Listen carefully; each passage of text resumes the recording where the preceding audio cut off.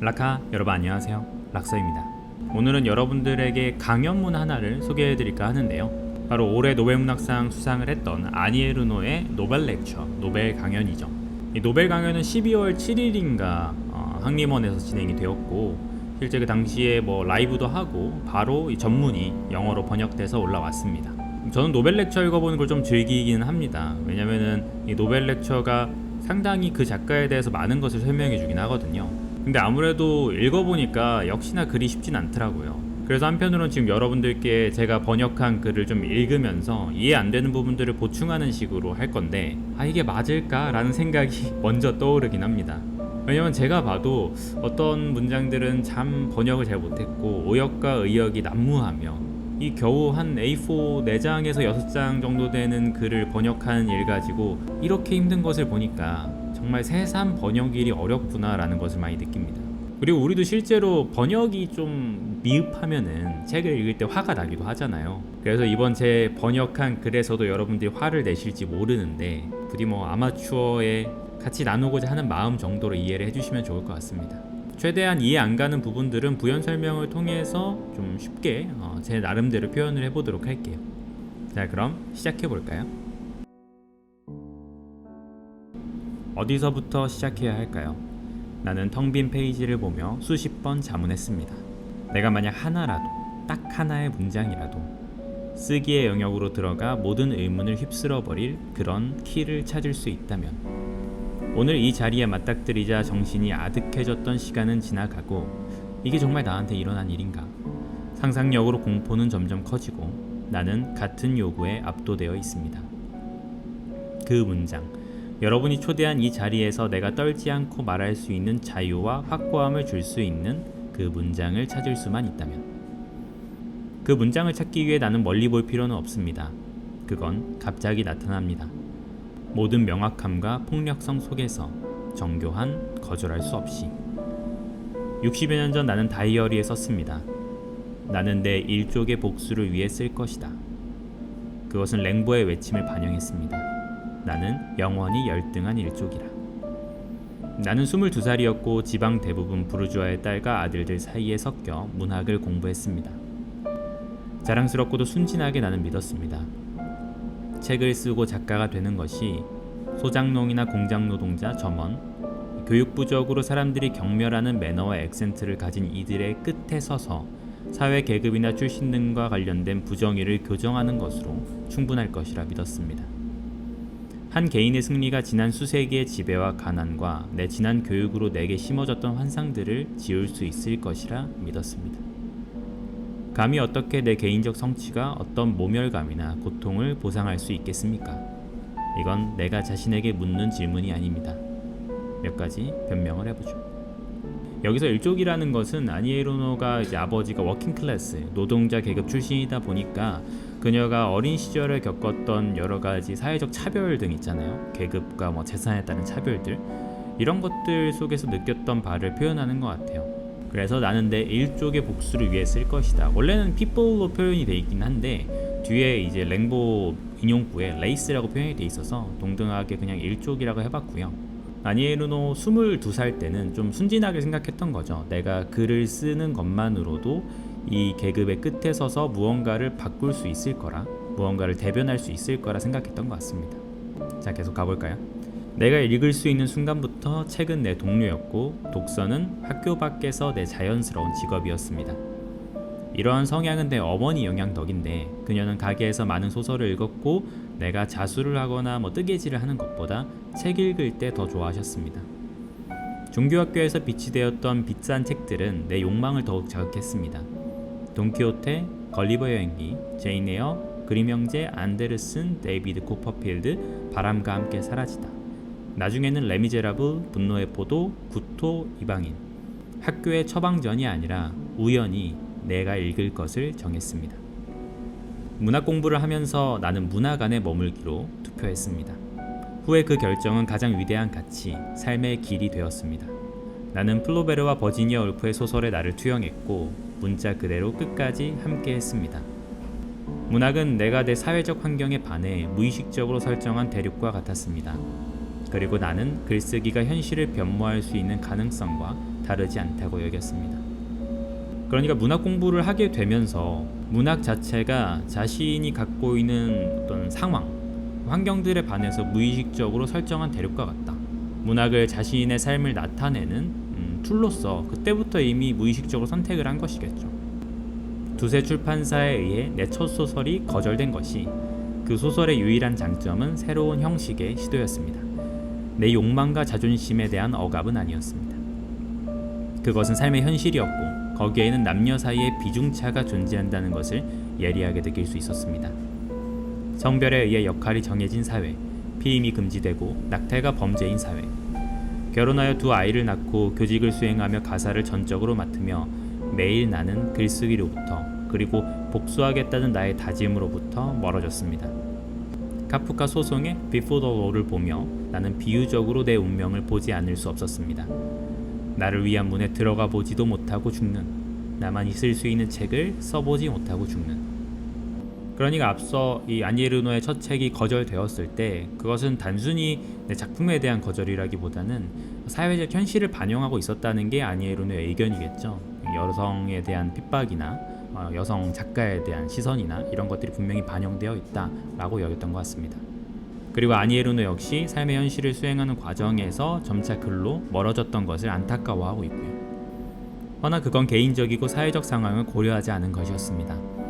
연휴에 내가 도착한 지 3일 만에 돌아가신 아버지, 나와 같은 노동자 계급 배경의 아이들을 가르치는 일, 세계 곳곳에서 일어나는 저항 운동들, 이 모든 것들이 나를 되돌렸고 보이진 않지만 내 기원, 내 사람들에 가까운 샛길로 내 욕망을 비밀스럽고도 완전히 급박하게 글로 옮길 수 있었습니다. 더 이상 내 20대에 아무것도 아닌 것을 위한 글쓰기 환상은 없었습니다. 이제는 억눌려 이야기할 수 없었던 기억들을 더듬어 내 사람들이 어떻게 살아왔는지 빛을 비출 때였습니다.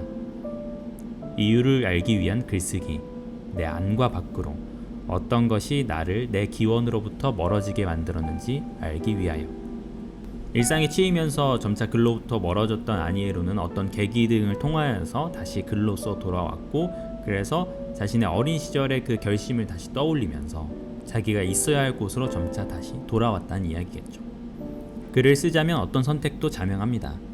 그러나 이민자로, 더는 부모의 언어로 말하지 않고 계급 망명자, 더는 같은 언어를 갖지 않는 다른 언어로 생각하고 표현하는 이들은 새로운 허들을 만납니다. 딜레마. 그들은 실제로 어려움을 느낍니다. 심지어 그들이 문학에서 경탄하고 배워 습득한 지배적인 언어로 그들의 근원과 맞닿아 있는 어떤 것, 그들이 감각하는 일상이나 일, 사회적 위치를 나타내는 게 불가능하다고 느낍니다. 한손에는 그들이 이름 짓기 위해 배운 언어와 그것들의 잔인함과 침묵, 예를 들어 아들과 엄마 사이에 아주 친근한 교환, 까미의 아주 아름다운 글, 긍정과 부정 사이가 있고, 다른 쪽에는 경탄의 모델이자 내면화된 작품, 첫 세상을 열어주고 어느 정도 그들 존업에 빚지고 있다 느끼게 되는 것도 있습니다. 때때로 진짜 고향처럼 느껴지기도 하는 작품들, 내게는 플로베르, 프루스트, 버지니아 울프가 그렇습니다. 그들 중 누구도 내가 글쓰기로 돌아왔을 때 도움이 되진 못했습니다. 나는 나를 관통한 균열을 표현하고 이해하고 뿌리 뽑기 위해 잘 써야 한다는 벽과 아름다운 문장을 내 학생들에게 쓰라고 가르쳤던 그런 문장들을 부숴야 했습니다. 자연스럽게 내게는 화와 비웃음, 심지어 잔혹함까지 담긴 언어의 웅성됨이 다가왔습니다. 그 언어는 타인의 경멸, 수치심과 수치심에 대한 기억에 대한 유일한 반응으로 종종 굴욕감과 불쾌감을 느끼는 사람들이 사용하는 과도하고 저항적인 언어였습니다. 그러니까 아니에르노가 다시 글쓰기로 돌아왔을 때 자기 안에 무언가가 불가능함을 느꼈고 제대로 표현하기 어려웠던 걸 느꼈던 것 같아요. 그렇다 보니 아니에르노는 새로운 것을 시도하기 시작하는데, 바로 그 과정에서 내가 잘 써야 한다는 생각과 아름다운 문장을 써야 한다는 생각을 부숴버린 거겠죠. 실제로 아니에르노는 노벨문학상 수상 작가 인터뷰에서 기자의 질문에 젊은 작가에게 무슨 말을 해줄 수 있나요? 이 질문에 어떤 답을 하냐면은 잘 쓸 것을 생각하지 말고 솔직하게 쓰라고 이야기했거든요. 바로 그런 맥락이 여기에 역시 들어가 있는 게 아닌가 싶습니다. 너무 빠르게 다른 방법을 생각지 못할 정도로 학창시절의 상황, 프랑스가 여전히 여성을 비난하고 여성들이 낙태하기 위해 뒷골목을 비밀리에 찾아다닌 상황에 닷을 내려야 하는 것은 자명했습니다. 그리고 나는 내 소녀의 몸에 일어난 모든 것을 묘사하고 싶었습니다. 그것은 기쁨의 발견이었습니다. 그리고 그렇게 당시에는 이런 것을 알지 못한 채로 1974년 출간된 그 첫 번째 책은 사회와 페미니스트 영역에 자리 잡았습니다. 그때부터 내 사람들의 복수와 내 성별의 복수는 같은 것이 되었습니다.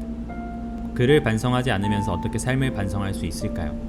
받아들여지고 내면화된 현상들을 글쓰기가 강화시키는지 방해하는지 궁금해하지 않고 어떻게 가능할까요? 폭력성과 조롱, 반란적인 글쓰기로 기득권을 나타내지 않았던가요?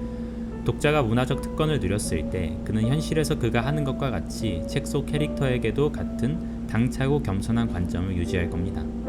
그러므로 근본적으로 내 아버지에 대한 이런 시선은 견딜 수 없었고 일종의 배신으로 느꼈기에 이러한 시선을 피하기 위해 나는 내 네 번째 책을 시작할 때 중립을, 객관적인 글쓰기를 선택했습니다. 밋밋해 보이지만 비유도 감정의 신호도 보이지 않는 글쓰기. 폭력은 더 이상 나타나지 않았습니다. 그들 스스로에게 나왔을지언정 적어도 글에서는 아니었습니다.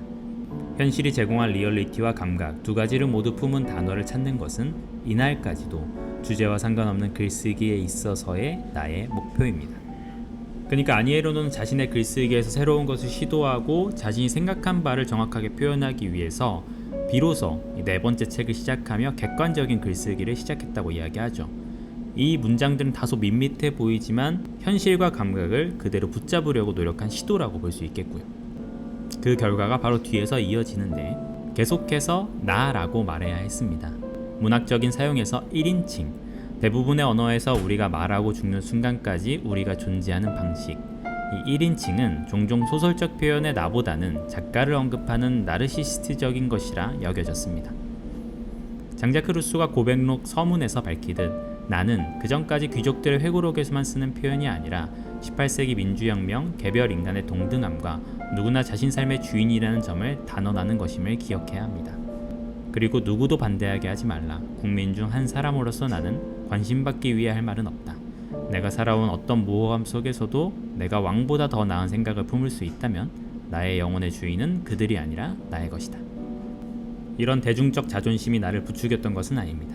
그렇게 이야기하긴 했지만 나를 쓰고자 했던 욕구는 남성적이든 여성적이든 이 나가 기억에 묻히고 세상이 우리에게 끝없이 제공하는 언제 어디서나 존재하는 감각을 붙잡기 위한 모험적 도구였기 때문이었습니다. 감각의 선조권은 내게 가이드면서 내 연구의 진정성을 담보했습니다. 허나 무엇을 위해? 내 삶이나 비밀로부터 나의 해방이 아니라 실제 현장, 사건, 로맨틱한 관계를 판독하기 위해, 그리하여 오직 그만이 존재에 선사할 수 있는 것을 드러내고 누군가의 기억이나 의식을 스쳐가게 될지 모릅니다. 누가 감히 사랑, 고통, 비애, 부끄러움이 만국 공통의 것이 아니라 말할 수 있을까요? 빅토르 위고는 이렇게 썼습니다. 누구도 타인생의 명예를 가질 수 없다. 그것은 오직 그의 것이다. 허나 개인 삶에서 모든 것이 가차없이 나아가기 때문에 바로 내게 이 일이 일어나는 것. 그것들은 책 속의 나가 어떤 말로 투명하게 될 때, 독자가 나를 차지하게 될 때 같은 방식으로 읽힙니다. 이런 나를 다른 말로 말하면 개인을 넘어선 나입니다. 제가 저번에 아니에르노의 세월이란 작품을 이제 독서 모임을 할 때 이야기했지만 트랜스퍼스널 I라고 하거든요. 그러니까 개인을 넘어선 나. 아니에르노가 작품 속에서 말하는 이 나의 시선은 어디까지나 그녀의 개인적인 경험들을 바탕으로 하고 있고 한 명의 이야기를 하는 것 같지만 사실은 그녀 자신을 넘어선 어떤 세대 전체를 대표하고 뭔가 한 입장을 대표하는 것처럼 엮여지기도 하거든요. 그래서 바로 이러한 지점, 나의 사용, I의 사용을 통해서 아니에르노가 목표했던 것은 개인을 넘어서는 것이 아닌가 싶습니다. 그러면 앞서 우리가 이야기했던 내 일족, 내 사람들을 위한 복수, 내 사람들을 대표하는 방법으로서 나를 사용했다고 볼 수 있겠죠. 이것은 글쓰기에 대한 내가 품은 약속입니다. 어떤 카테고리의 독자를 위해 쓰기보다는 내 경험으로부터, 여성과 내면적 이민자, 그리고 내가 살아온 오래되고 오래된 세월로부터, 현재로부터 이미지와 단어를 전하는 끝없는 제공자로부터 씁니다. 이 약속은 글쓰기에 대한 나의 서약, 그 서약은 어떤 믿음을 근간에 두고 있는데 이제 확실해진 그것은 책이 개인의 삶을 바꾸는 데 기여할 수 있고 견뎌야 했고 억압했던 외로움을 흩뜨려뜨리고 존재가 스스로를 다시 꿈꿀 수 있게 한다는 믿음입니다. 말할 수 없는 것에 빛을 비출 때 그건 정치적입니다. 지금 우리는 이란에서처럼 원시적인 형태에 대항하는 남성의 힘을 붕괴시키기 위해 단어를 찾는 여성들의 혁명을 보고 있습니다. 그러나 민주주의 국가에서 글을 쓰면서 나는 계속해서 문학에서의 여성의 자리에 대해 의아해야 합니다. 여성은 아직 출판물의 생산자로서 정통성을 얻지 못하고 있습니다. 서구 지적계층을 포함하여 어떤 남성들에게는 여성이 쓴 책은 존재하지 않습니다. 그들은 절대 언급하지 않습니다. 스웨덴 한림원이 내 작품에 시선을 준 건 여성 작가들에 대한 희망의 신호이기도 합니다. 사회적 금기, 계급과 인종, 성에 고착된 내면화된 힘의 관계는 오직 그 여파를 직접 경험한 이들에 의해 포착되고 그들이 거기에 빛을 비출 때 비로소 개인적, 집합적 해방 가능성이 나타납니다. 진짜 현실을 판독하기 위해선 비전과 모든 언어가 가진 가치를 벗겨내야 확립된 질서를 거꾸로 매달고 위계를 전복시킬 수 있습니다. 허나 나는 독자가 받아들이게 되는 문학적 글쓰기의 정치적 행동과 각 사안에 대해 내가 취해야만 하는 입장을 혼동하지 않습니다. 나는 2차 세계대전 전후 세대로 자랐습니다. 그때 작가들과 지식인들은 그들 스스로를 당연하다는 듯 프랑스 정치와 사회투쟁 관계 속에 위치시켰습니다. 오늘날 그들이 목소리를 내지 않았다면 달라졌을지 따지는 건 불가합니다. 정보들이 복잡하게 얽히고 무관심한 형태로 이미지가 빠르게 지나가는 지금의 세상에서 자신의 예술에 집중하는 것은 유혹적입니다. 허나 반면 유럽에서 철회와 폐쇄의 이데올로기가 증가하고 있고 여전히 러시아의 독재자는 제국주의적 전쟁의 폭력성을 숨기고 있고 점차 민주사회에 발을 들이고 있습니다. 외국인과 이민자에 대한 배제, 경제적 약자에 대한 포기, 여성 신체에 대한 감시, 이러한 이데올로기는 나를 포함하여 인간의 가치가 어디서나 동등하다고 믿는 사람들에게 극도의 조심스러운 경계의 의무를 요합니다. 잠깐 정리하자면 결국 이 아니 에르노가 글을 쓰는 행동 자체가 정치적이라고 볼 수 있겠죠. 아니 에르노는 생각보다 되게 이 사회활동도 많이 하고 정치적인 의견들을 많이 피력하거든요. 그래서 이란에서의 어떤 여성혁명에 관한 이야기도 하고 있고 관련 팔레스타인에 관련된 이제 지원도 하고 있는 걸로 알고 있고요. 이처럼 여성과 사회, 아니 에르노가 생각하는 약자들이나 이러한 것들을 위한 연대, 그 사회적 가치를 위해서 계속해서 주장하고 글을 쓰고 있는 것 같습니다. 동시에 노벨 문학상 수상 강연인데 여기에서 노벨 문학상의 어떤 권위적인 것, 남성 편향적인 것들 역시 꼬집고 있고요. 그 이유로는 아마 아니 에르노가 16번째 프랑스 작가 수상자인데 그 중에서 아마 유일한 여성이라서 그건 역시 강조하려던 게 아닌가 싶습니다. 좀 더 많은 여성들에게 기회를 주어야 한다고 말이죠. 내가 받게 된 최고의 문학적 특이점, 아마 노벨 문학상을 말하는 것 같습니다. 지난 시간 고독과 의심 속에서 개인적 연구로 작업되었던 내 작품에 밝은 빛을 비춥니다. 이 빛에 황홀해지진 않습니다. 내게 주어진 노벨 문학상이 개인의 승리라 생각지 않습니다. 자존심에서도 겸손함에서도 하는 말이 아니라 어떤 의미로 이건 공동의 승리입니다. 나는 이 자부심을 어떤 식으로든 더 큰 자유, 평등과 모든 인간 존엄, 그들의 성이나 젠더에 상관없이, 피부색에 상관없이, 그리고 문화에 상관없이 미래 세대를 생각하는 이들, 몇 탐욕자들이 모든 인류를 위협하는 이 지구를 지키려 하는 수호자들과 나눕니다. 22살 때 했던 내 일족을 위해 복수하겠다던 나의 약속을 돌아보면 나는 내가 성공했는지 확실히 말할 수 없습니다. 그 약속, 나의 조상, 갖은 수고로 이른 죽음에 이른 남자와 여자로부터 나는 욕망과 야망을 갖고 그들에게 문학의 자리를 줄 충분한 힘과 분노를 받았습니다.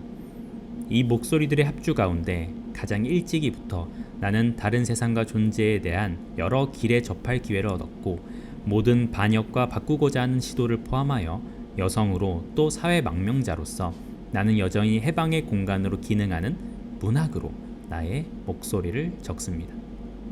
자, 이렇게 아니 에르노의 노벨 강연문을 한번 같이 제가 번역한 것을 읽어보았는데요. 좀 의역도 있고 오역도 많을 겁니다. 실제로 여러분들이 원문이나 번역문, 영어로 번역된 문장들을 보면은 제 문장들이 조금 틀린 것들도 있긴 할 거예요. 저도 그걸 알아서 이 영상을 찍을까 말까 많이 고민을 하긴 했는데 그래도 이 노벨 렉처는 되게 읽어보기에 좋은 글이기도 하고 읽어보시면 확실히 그 작가에 대해 많은 것들을 알 수 있거든요.